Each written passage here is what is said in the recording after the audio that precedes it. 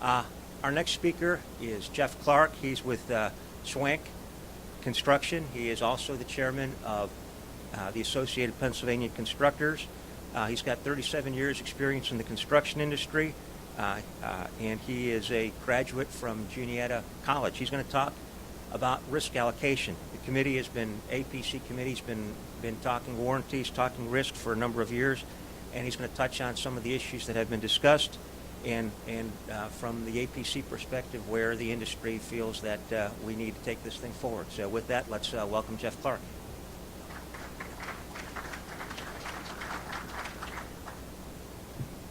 Thank you, John, and thank you for the plug for Juniata College.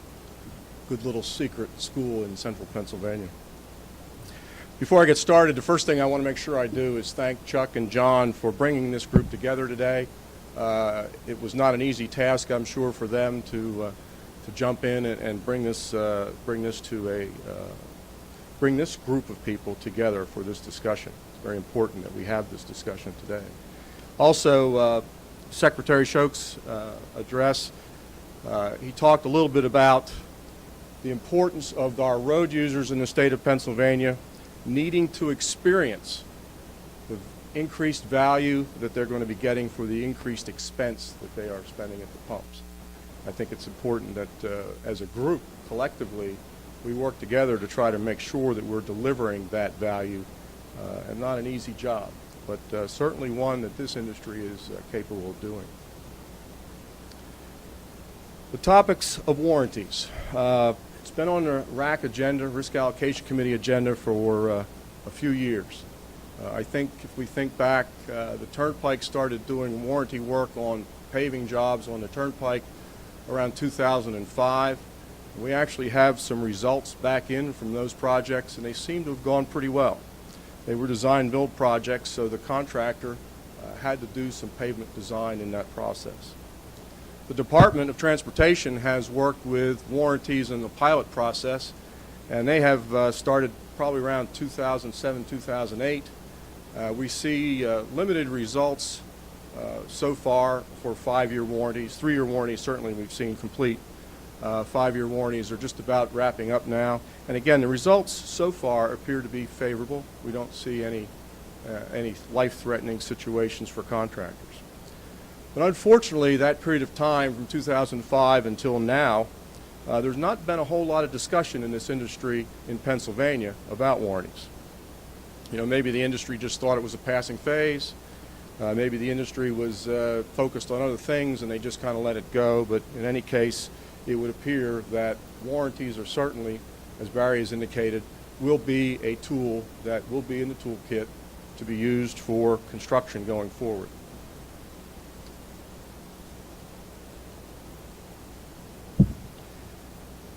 We are kind of representing a mixed bag, this industry.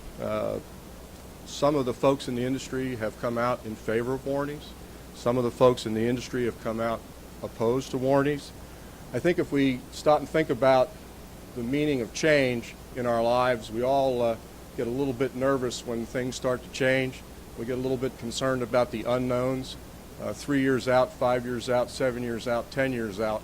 What's really going to be happening? And how are we going to react to that today so that we make sure that we're not putting ourselves at risk.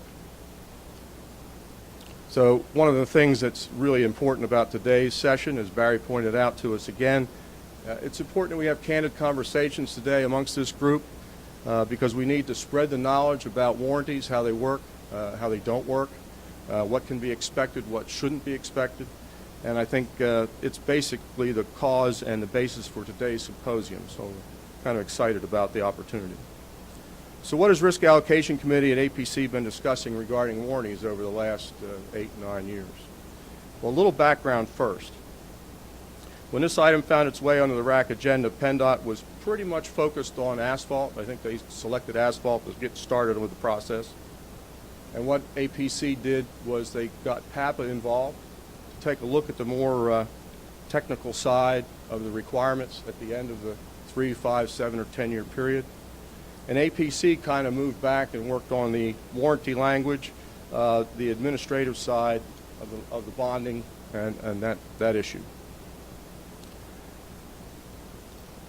Eventually, we got the concrete paving folks involved, and again, we deferred to ACPA to look at the technical side of things while, again, we tried to keep our focus on the administrative side of things.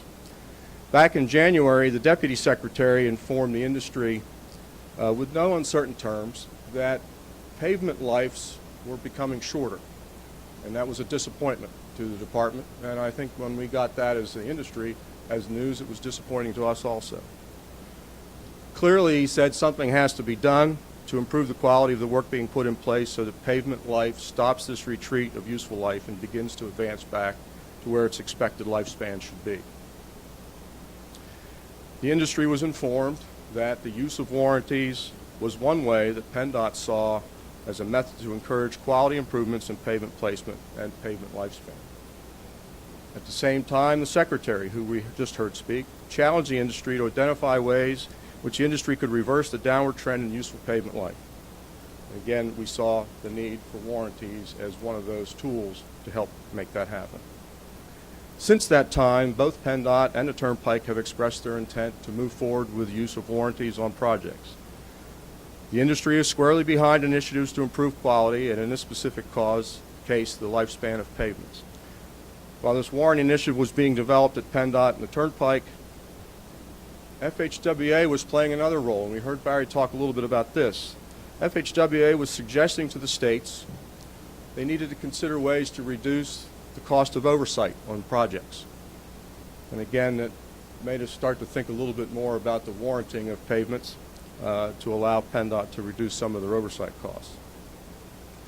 Those of us that make our living working outside, and looking at the room, there's a couple of us here today. You can tell by the sunshine on your faces. The elements are always something that intrigue us, and we're always concerned about that perfect storm. So I'm looking at the radar right now, and what I see is a construction industry that's coming off one of the worst recessions that we've experienced in a long time. Money remains tight, backlogs are still down, and construction teams are fairly lean due to retirements and cutbacks. The industry has been told by PennDOT that our quality has suffered. Experienced project inspection staffing is becoming harder for the owners to assemble. We sprinkle in a little catalyst, such as the unknown of a 5-year warranty, and just a hint of funding concerns regarding inspection staffing from FHWA, and here we are. Could this be the perfect storm for the industry? So just as a quick recap, owners are adding warranties to influence quality. Owners have been challenged to reduce inspection staffing to hold the line on oversight costs, and owners want to hold contractors accountable for longer performance periods. Setting the table.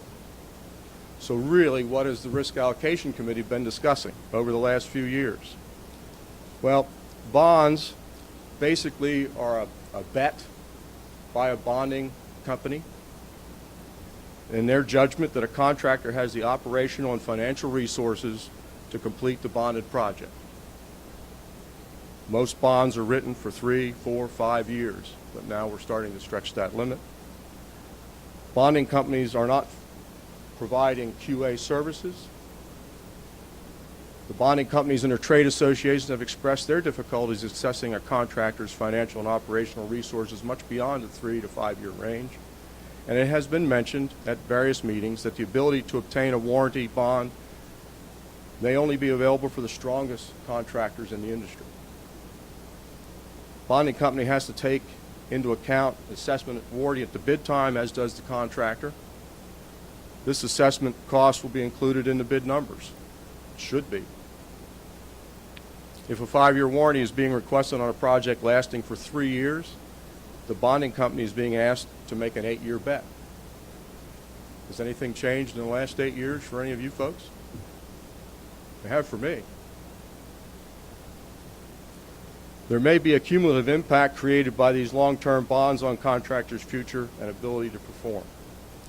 The asphalt industry in Pennsylvania is primarily made up of fixed plant locations, and these plants, in most cases, support both self-placement crews and independent pavers. When the producer of the asphalt is the GC and the laydown contractor, the lines of authority are pretty clear. But in the state of Pennsylvania, oftentimes, the person producing the asphalt is selling it to a subcontractor who quoted a GC who has to provide the bond for the project, and now things are a little cloudy as to how do we make this all work. The appropriate use of warranties for projects that meet the established standards. The department took great pains to establish standards for projects that warranties should be applied for, and sometimes we see that that's not being followed. That's a concern. There's a need to coordinate with sections of the 408 with the warranty language that's currently in place to remove possible conflicts for issue resolution on warranty claims should they occur. And the appropriate length for certain warranties, 2, 3, 5, 7, 10 years or longer, is certainly something that we've spent a lot of time talking about. Currently, the Risk Allocation Committee is trying to find a way to work with the department and with Turnpike in their desire to move forward with the use of warranties. We've talked about the slow implementation of the use of warranties. We want to make sure we're walking before we're running. I think I heard that from the Secretary. Assurance that the use guidelines are being closely followed, again a concern that the industry has. And shorter duration warranties may keep costs down on both sides of the aisle and still provide what it is that we're looking for, higher quality projects. I want to thank you for your attention. We're all looking forward to the rest of today's speakers. We're going to hear from the surety industry. We're going to hear from PennDOT and the Turnpike and some of the states that have already had warranty experience, and I think that's awesome. As we all become more familiar with the proposed warranty process, we'll be better able to judge the risks that go with the process of guessing what's going to happen 3, 5, 7, 10 years out. As one contractor that I spoke with about warranties put it, he said, "I signed my name to the bid, so I'd better know what I'm signing up for." I couldn't agree more. Thank you.